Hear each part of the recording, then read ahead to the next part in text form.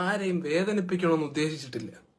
അല്ലെങ്കിൽ തന്നെ ഒരു ഉറുമ്പ് കടിക്കുന്ന വേദനയില്ലേ, അത് തിരികെ സഹിച്ച എന്തിനാണ്?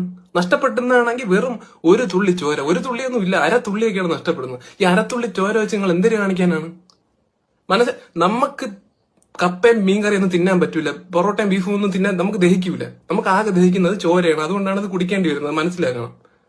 വേറെ ഏതൊരു ജീവിയും കൊല്ലുന്നതിന് മുമ്പ് നിങ്ങൾ ഒന്ന് ആലോചിക്കും, കൊല്ലണോ, ഒരു ജീവനല്ലേ എന്നൊക്കെ ആലോചിക്കും. നമ്മളെ കാര്യത്തിൽ മാത്രം അതൊന്നുമില്ല.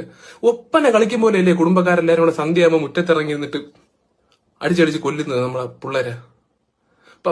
എന്നിട്ട് നമ്മളെ കൊല്ലാൻ വേണ്ടി മാത്രം ഒരു പ്രത്യേക ടെന്നീസ് ബാറ്റും ഡിസൈൻ ചെയ്തത് നീയൊക്കെ. പാമ്പിനെ, വിഷവിത്തായ പാമ്പിനെ കൊല്ലാൻ പോലും ഒരു യന്ത്രം ഇതുവരെ ഉണ്ടാക്കിയിട്ടില്ല, പക്ഷെ നമ്മളെ കൊല്ലാൻ ഉണ്ടാക്കി.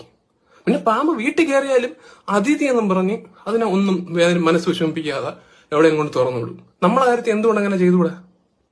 നമ്മളെ കാണുമ്പോൾ നിനക്ക് പിടിച്ചിട്ട് ഒരു ഡപ്പിയിടാത്ത അടച്ചിട്ട് വല്ല പോത്തിനെ വളർത്തുന്നിടത്ത് അങ്ങനെ ഉണ്ടാക്കിയാൽ നമ്മൾ അതിന്റെ ചോരയും കുടിച്ച് അവിടെ കിടക്കൂലേ? നമ്മളെ ഇഷ്ടമല്ലേ അല്ലേ? നമ്മളെ മൂളിപ്പാട്ട് വളർന്നേ ഒന്നും ഇഷ്ടമല്ല.